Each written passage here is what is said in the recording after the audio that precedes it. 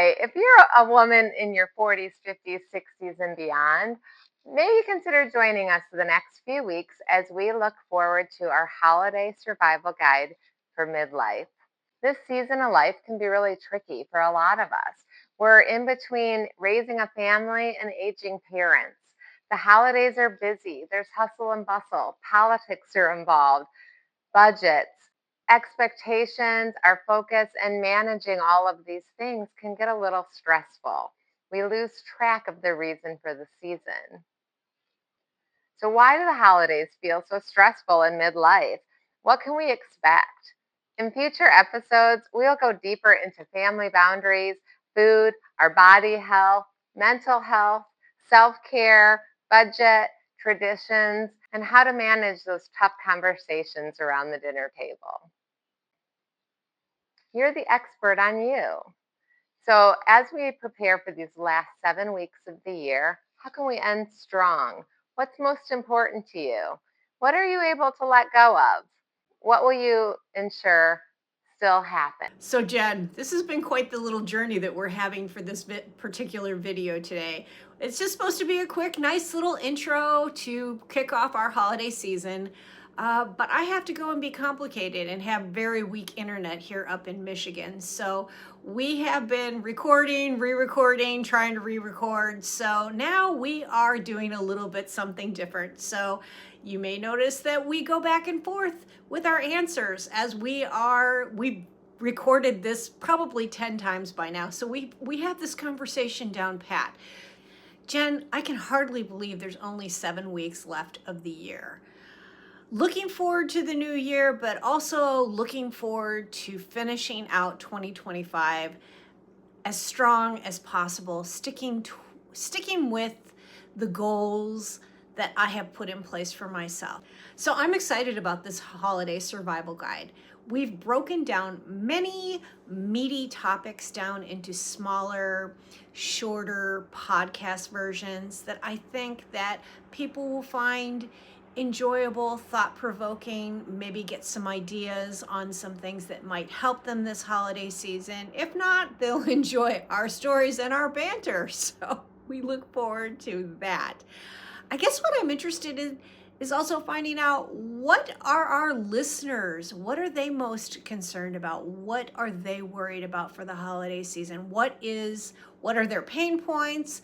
But then what are the things that they're so excited about that they look forward to the most? The conversation. And I know that I am probably not alone when it comes to a little unease about how to handle family situations at this time of year. So if anybody has any thoughts or anything they've tried, please leave it in the comments. I would love to get any input or any advice on that one.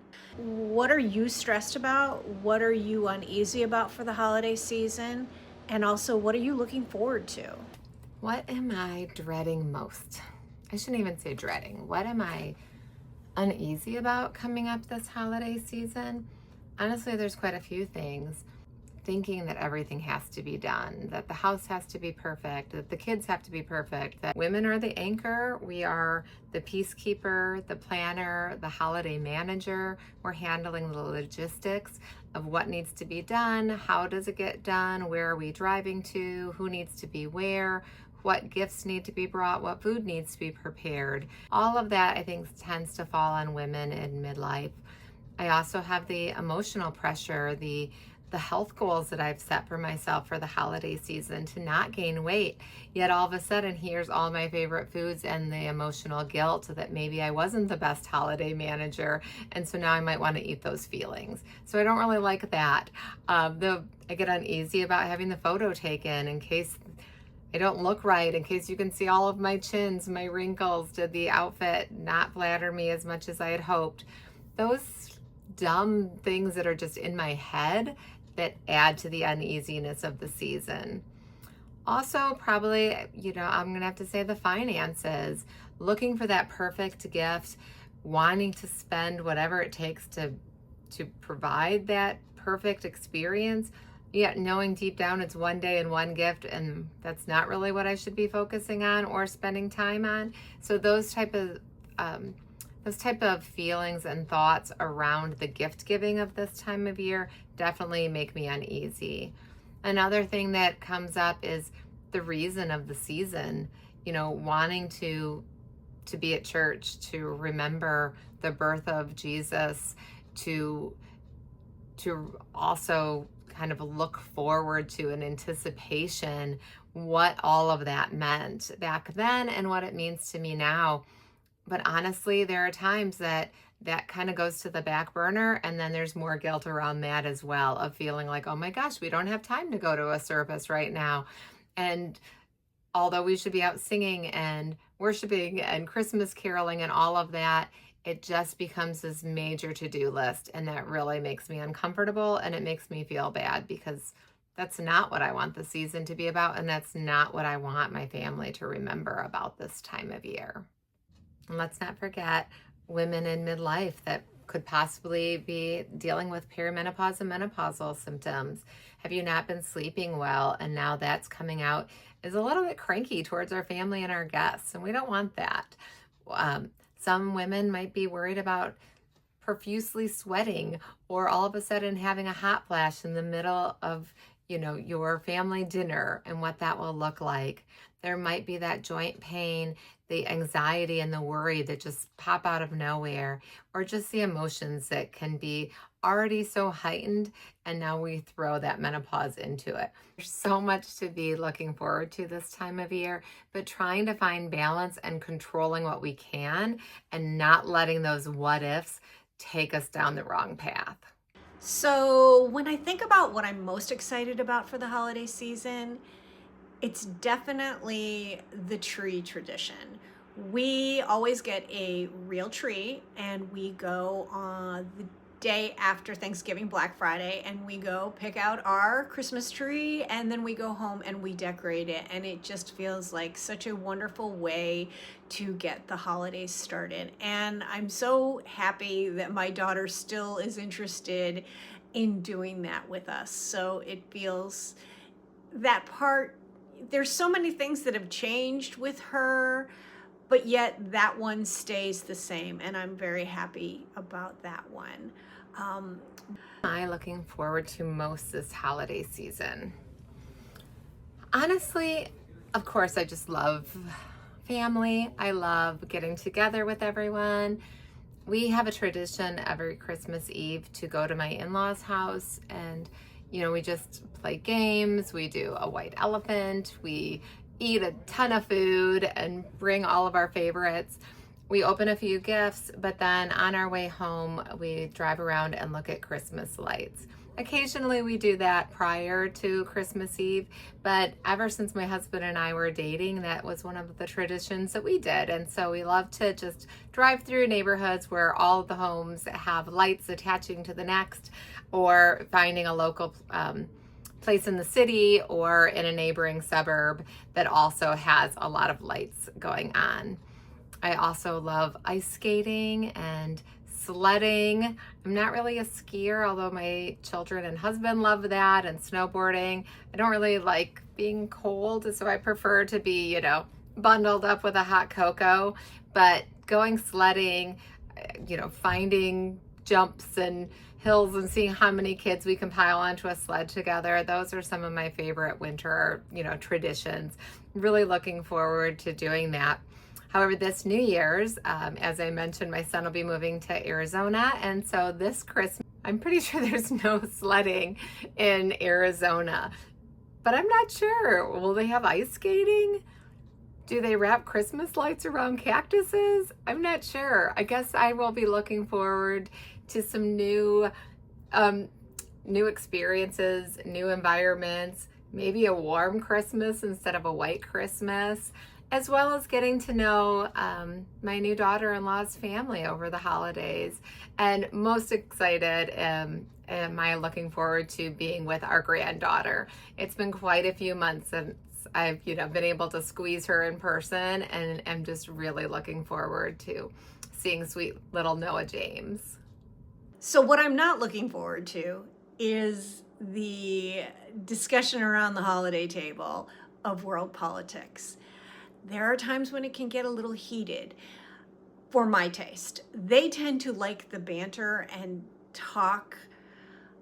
I don't enjoy it as much. And considering I'm going to be spending most of the time in the kitchen doing the cooking, I look forward to having a much more peaceful table conversation. So for me, I need to come up with a way to kind of discuss with my family the fact that I would like that conversation to not be at the table while we're eating. They can have that conversation while they're snacking and watching TV and waiting for food. But for me, my one request would be to table the conversation. And I know that I am probably not alone when it comes to a little unease about how to handle family situations at this time of year. So if anybody has any thoughts or anything they've tried, please leave it in the comments. I would love to get any input or any advice on that one.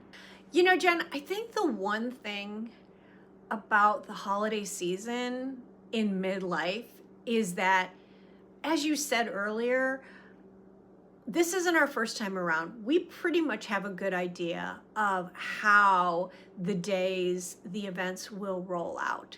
So we have this opportunity now because we are right now, we're not in the heated moment of the holidays yet. I know many people start very soon. They start decorating in early November, and you know, God bless them. I wish that I was one of those people, but I get a real Christmas tree, and that thing would be a Charlie Brown tree by Thanksgiving. So look in the show notes for our PDF.